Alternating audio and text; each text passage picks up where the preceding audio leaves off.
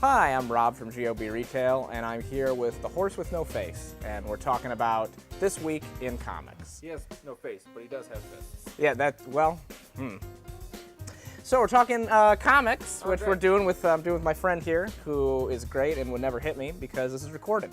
So first up, There's video evidence. that's correct. We've got Nightwing number 16.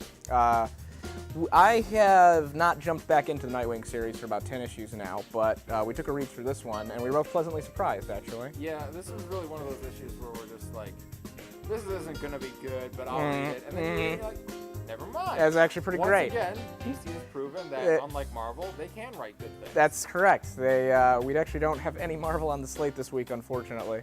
So That may be a trend you come to know. One of the things that actually was great about this one is it's all about the interaction between Damian and Grayson, which has in some ways been done to death, and in other ways, given that this very much is aware of that and addresses it immediately, that their constant aggression towards each other is tired and played out, and that Grayson has no time for it. Well, the premise of this story arc is that Damian sees on Chirper that the whole world thinks that Nightwing will be the one to replace Batman and not Damian. Yes. And he gets real butthurt about it, especially because the Teen Titans, who he's the leader of, all agree. They all completely agree. There's some great dumb Twitter jokes in there that it starts with Chirper jokes, sorry. And after that, it's all about, also there's a reveal for, I don't want to spoil it, but Nightwing's got some things changing in his life, relatively dramatically. It's actually just a good read, and it seems as good a place as any to jump into the next storyline that they're doing. So definitely can suggest this Nightwing and hopefully the next 4 to come with it. So next up, I've got something that I know you're going to love. Okay, here's the thing. Yeah. Every time we start one of these videos, and you're like, all right, well, we're talking about Nightwing, we're talking about such and such, and we're talking about this other series, I'm not going to tell you what it is. Right. It always hurts me. That's correct, and that's why I do it, because it sustains me. It's the reason I have such a youthful complexion. So we have Animal Noir. There's a lot of noir series that are good out there. There's Batman Noir is good, Spider-Man Noir is good. Yeah, it's what you expect. This one is about a giraffe. He is a private detective. He is looking into a snuff film. This is basically, all right. Did I read this book once? Yeah, not only did you read this book, you saw this movie. This is basically just Zootopia, but more adult. So Darker Zootopia. It's also written by Orwell. Yes.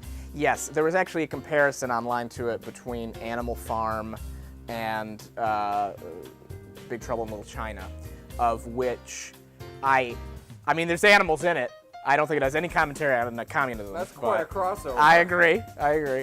This is just a hilarious concept, and that's why I wanted to bring it up. The giraffe named Manny is looking into like I said, a snuff film, which is, once again, it's about predator versus prey. What a shock. And snuff films in this universe, instead of being what they are in real, are about their prey fantasies. They're about prey being able to hunt again. It's all about that. Be hunted. Yes, and a judge, he has Manny, the giraffe. The giraffe's name's Manny. He has to help out the local judge whose wife may have been murdered in one of these films, and that's the premise. And it's a nice heavy book. It's got a lot. It's got a lot of content there. Would you suggest mature readers only for this one? Yeah, I mean, the book's not mature readers only, but the theme the theme definitely is, and it is.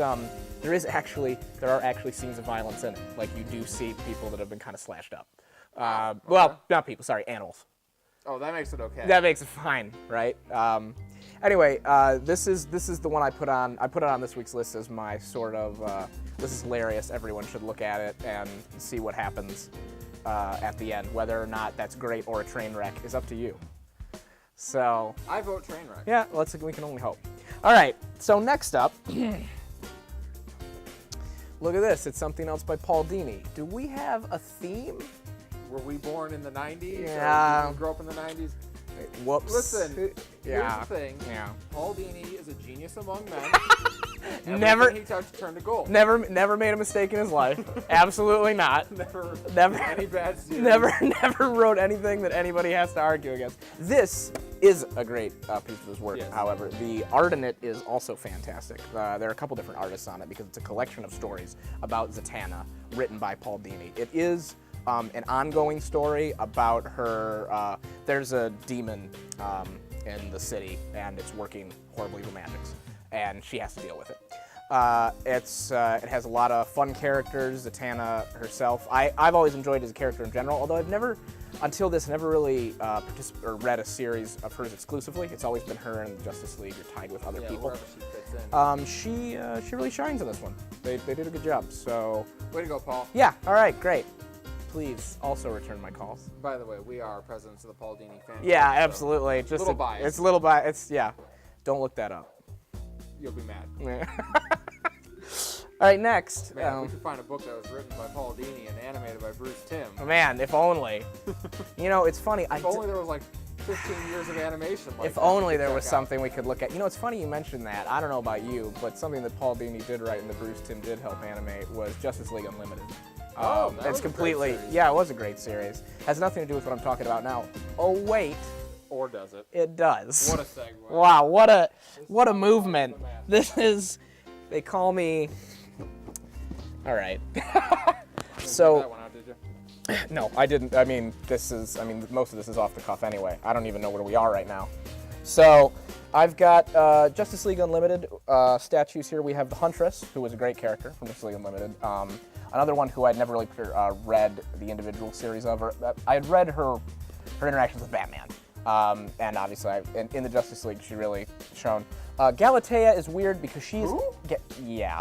Galatea is technically Power Girl, but she's from an alternate universe and was actually a villain in one of the episodes for Justice League Unlimited. But it's a great statue. What's the difference between her and Power Girl? She doesn't use the name Power Girl.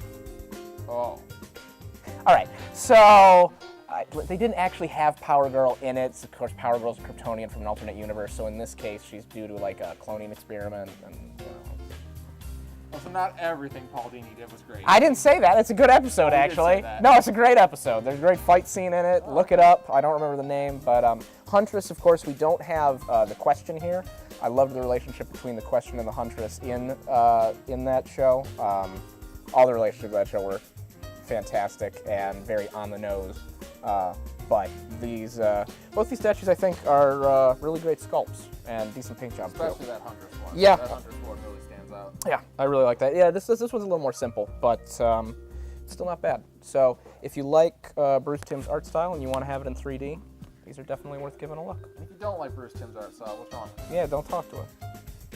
Anyway, so that's This Week in Comics. We'll see you next time. I've been Rob. This has been The Horse with No Name. And yeah, we'll see you next time.